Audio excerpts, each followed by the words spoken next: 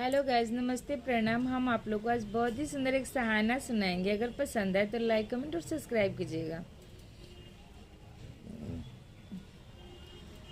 दूल्हा कहाँ लगावला देर हो गईले कुबेर। दूल्हा कहाँ लगावला देर हो गईले कुबेर।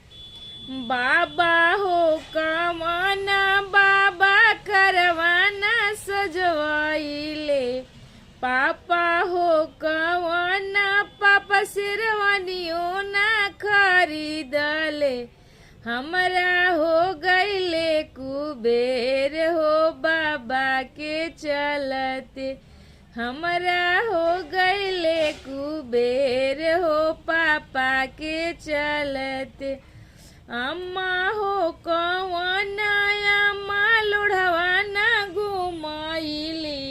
अम्मा हो कवाना अम्मा लोढ़वाना घुमाइली। हमरा हो गईले कुबेर हो अम्मा के चलते।